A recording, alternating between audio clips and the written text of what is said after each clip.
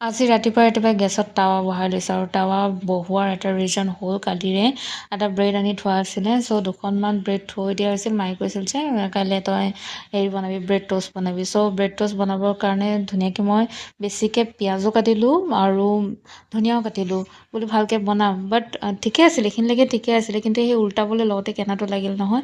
যেতিয়া উল্টাবলৈ লৈছোঁ তেতিয়া মানে যোনটো ভয় খাইছিলোঁ সেইটোৱে হ'লগৈ আৰু গৈ ভাগি থাকিলগৈ। এতিয়া এইফালেও নহয় সেইফালেও নহয়, ব্ৰেড ট'ষ্ট গ'লগৈ কিবা হ'লগৈ। বাৰু যি নহওক খাব পৰা হ'লেই হ'ল। লাষ্টত হৈছেগৈ গতিটো এইটো, মানে প্ৰপাৰ শ্বেপ এটা নাহিল বাৰু। চ' এটা বনাই পেলাই আৰু সিটো বনাবলৈ মই ৰিস্ক নল'লোঁ আৰু, যিহেতু প্ৰপাৰ শ্বেপ নাহিলে সিটো বুলি ইভিনিং বনাম।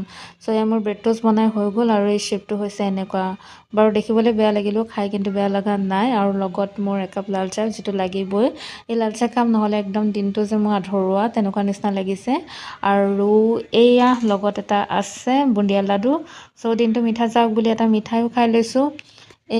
Let's start morning with.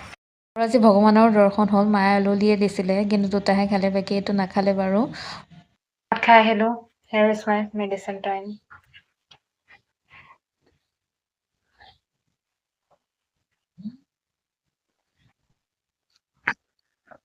Second one.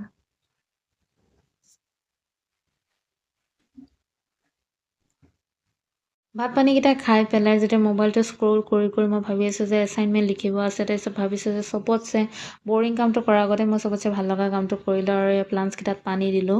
পানী দি কৰি তাৰপিছত এতিয়া এছাইনমেণ্ট লিখিব লাগিব, কাৰণ মোৰ এছাইনমেণ্ট এটা কমপ্লিট হৈছে মাত্ৰ। লিটাৰেলি মোৰ এটা কমপ্লিট হৈছে মাত্ৰ।